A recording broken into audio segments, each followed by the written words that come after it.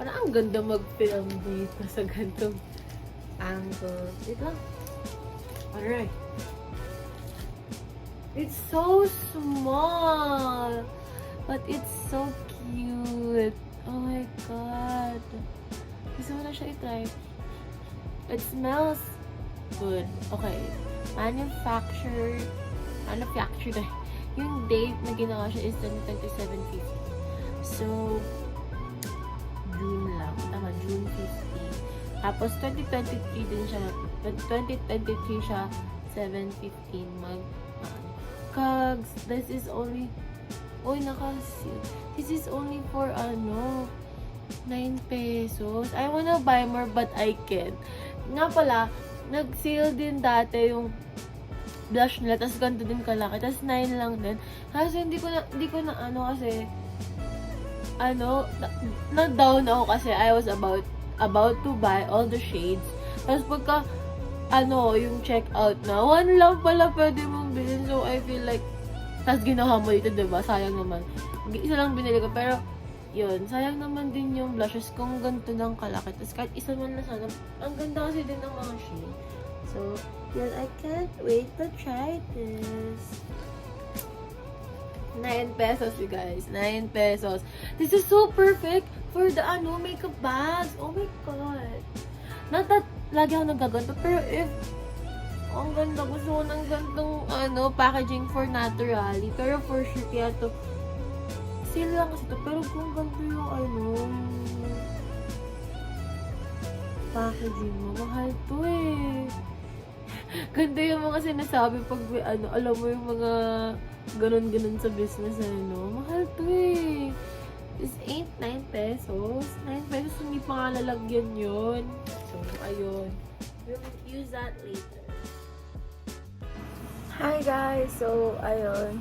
Habang di pa nasi-start yung orientation namin, I'm gonna try this na yung cheapest na concealer in Shopee. I bought. And I'm just gonna go and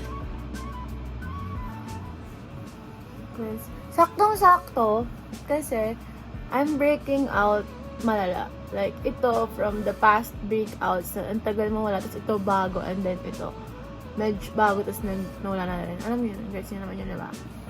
Tapos, sobrang lala din ng skin ko ngayon kasi kind of stop that skincare routine. And then, sobrang miss talaga ng skin ko yung yung facial. Kasi, maintain daw sa facial like every month. At least one facial. So, ayun, sobrang perfect nito for today. Ayun guys, grabe the lighting. Meron ako natural lighting and then inopen ko pa yung ring light ko. So like, nakita talaga lahat ng chismis sa mukha ko. And sobrang perfect na ngayon ko itatry itong cheapest concealer in Shopee because sobrang lala ng skin ko ngayon. Like, I have these spots from the past breakout na I've been working on na mawala. But then, it's just so stubborn. And then to, recent lang na gumaling. Like, wala lang. Spot na siya na malala medyo. Tapos ito, isa to. Kahapon lang yan. So, tapos, kaya nag-act up lang yung skin ko kasi I think na kailangan talaga ng facial kasi ako maintain talaga ako ng facial like at least once every month. So, ayun. So, tapos hindi pa siya sanay na may make-upan lagi. Like, ngayon, diba, pag-aura ka, ganyan. So, yun. Tapos yung makeup ko, parang hindi naman siya yung the best makeup because yung mga makeup ko nga nasa apartment ko sa QC. So, like, yun yung mga maayos yung makeup and then yung mga makeup ko dito yung iniwan ko sila dito for a reason kasi hindi naman talaga yun yung ginagamit ko for everyday. So, ayun, let's test this out bago pa ako magdagdag. Sobrang haba ng intro ko. Ayun. This is what it looks like. Like, pinakita ko na kanina nung in-unbox ko. And then, yun, ganyan siya. I only use sobra din yung natanggal ko, pero yan. I'll try this as a foundation din para makita niyo talaga yung coverage niya kasi nakalagay doon full coverage. So like, makikita natin ngayon kung totoo ba na. So, makita yung mga mess ko sa likod. Wait lang. So, ang dumi ng mirror ko, grabe. Pero ayun, ginagawa ko, kinakoveran ko mo. Oh! So, like, inuuna ko muna yung, is this my shade? Yeah, I think it is. Like, inuuna ko muna to. Usually guys, I really don't use any base like yan. Pero ngayon may breakouts ako. Usually pala talaga, ito nakatulog. Usually talaga, ito yung ginagamitan ko ng concealer. Ito lang, itong kilay ko kasi I like that clean look. Like, ang ganda kasi pag snatch ng brows. Like, lagi ko sinasabi yan na kahit medyo pangit yung pagkakilay mo, pero magaling ka maglinis ng brows using concealer. Gaganda yan, like, diba? Aunting ganun lang. And, I think this is my shade, yeah. And then, ito.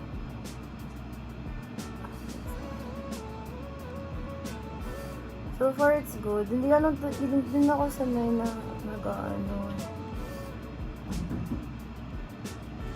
I just really wish na it's, full coverage. Like, sinabi nila. Kasi, diba, tinatest natin ito. And din yung description niya, full coverage. So, yeah. And then the next thing na puput ko ito sa mga blemishes ko. Ang dami ko talaga nalagay guys. Like, hindi talaga ako sanay ng dami akong nilalagay. Yung naman shade. Uy, grabe. Unti lang yung kailangan. Bakit? Oh, like, ginanon ko lang, diba? Ito lang kinakalat ko lang. Ito lang ginagamit ko sa face. Let's sige nyo. Kumakalat na siya. Pretty even. So, I think yung 9 pesos niya, sobrang sulit na talaga nun because it goes a long way. Like, isang dot. Not bad. Oh! See? Like, saan pa ba tayo may spot dyan? Ito. Natin. I'll just get small amount here. Ikakalat ko dito. Warm it up. And then, yeah. Kasi ayaw rin ng heavy feeling. Diba? Pag full coverage, it tends to be heavy. So, gagawin tayo ng sponge.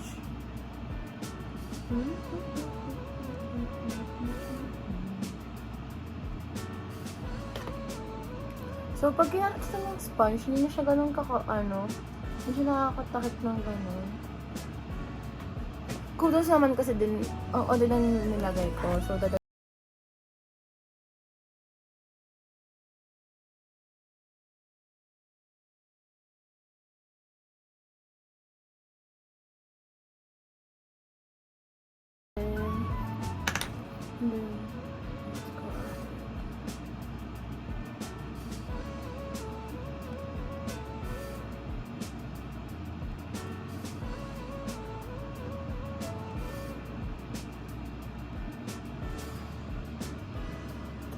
Conceal policy. Some of it. Yeah, kasi sobrang nila talaga yun. Pero kung sinasabi na full coverage, supposed to cover that.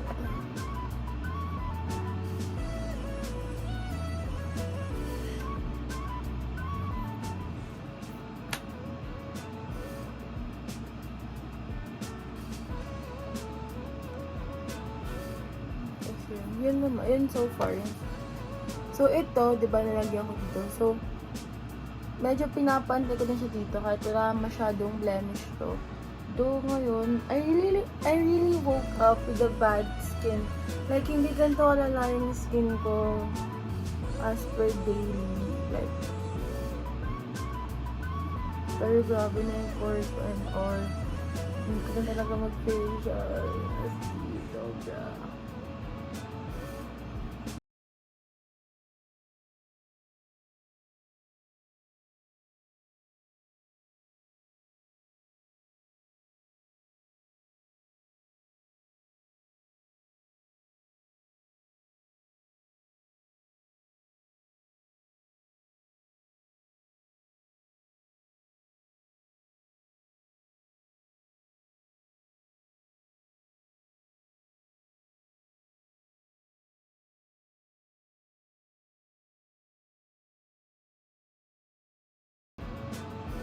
Okay guys, so ang napansin ko, hindi siya glowy masyado. And I think it's matte. Is it matte? Full cover, light texture, easy blend. Perfection concealer lang nakalagay. So I don't know if kiniklaim din nila na matte sila. Pero if it is, yun guys, so medyo natakpan ko na yung whole face ko except for my bags. And I'm gonna show you ano mangyari kasi sobrang lala ng bags ko. And I usually don't cover them kasi I think for me it looks medyo sobra na, pakak na for me Pero sobrang light na kasi and then hindi na bagay. And this is a review so might as well do it.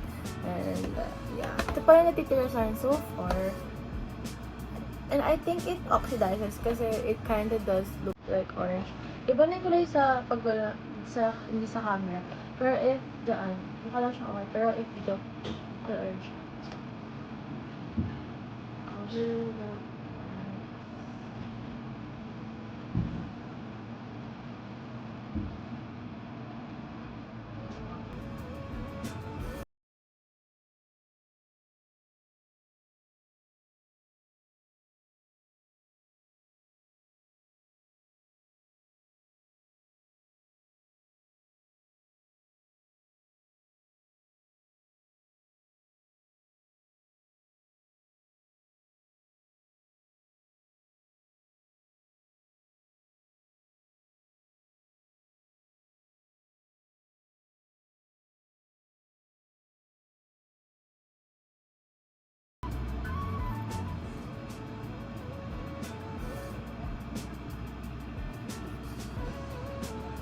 Certain difference.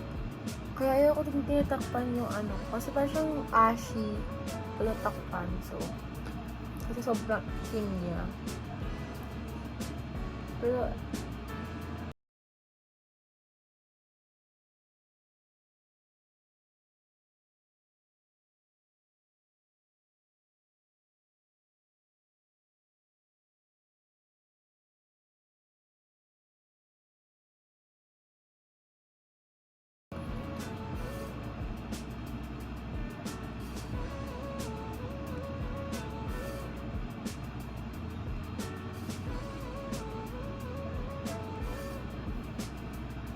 so that's that.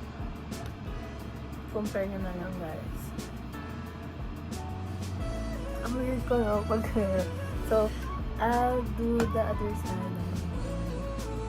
So, ayun guys, takpan ko na siya.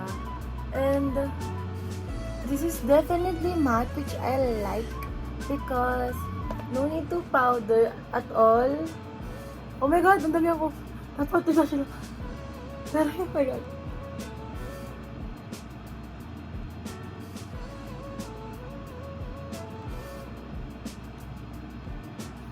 Like ko to kasi nga, yun nga, matte nga siya.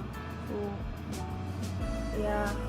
Ang weird lang talaga na itsura ng bags ko pag natatakpan because nagiging ashy siya. Yun na talaga yung mata ko, guys. Pero I think if naman, hindi naman kayo born with this, then this will look so good on you. Sobrang like ko talaga na siya. Sorry if I keep on adding kasi nga yun nga in my eyes. Pero I'll stop. And ito pa yung tira sa akin guys. Ang dami, sayang to. I don't know where to put this actually pa dito. And yeah, I think this is sulit naman. Sobrang okay lang yan for the price. Pero kasi diba promotional price ngayon. So ang true price is 49 for that size. And then I think the original, the big size, the 12 ounce is like 89, something like that. 89 to 100 pesos. So, ayun.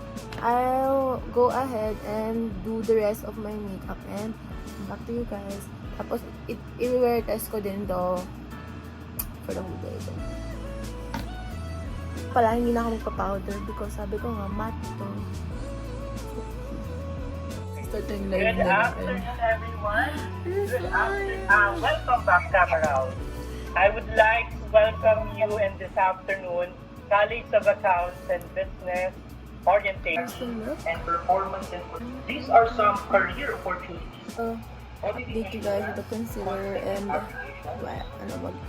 marinig ko na ako sa live kasi in-explain yung course namin and orientation shifts. Yung problema ako. Inantok ako, oh my god. Makakatulog ako.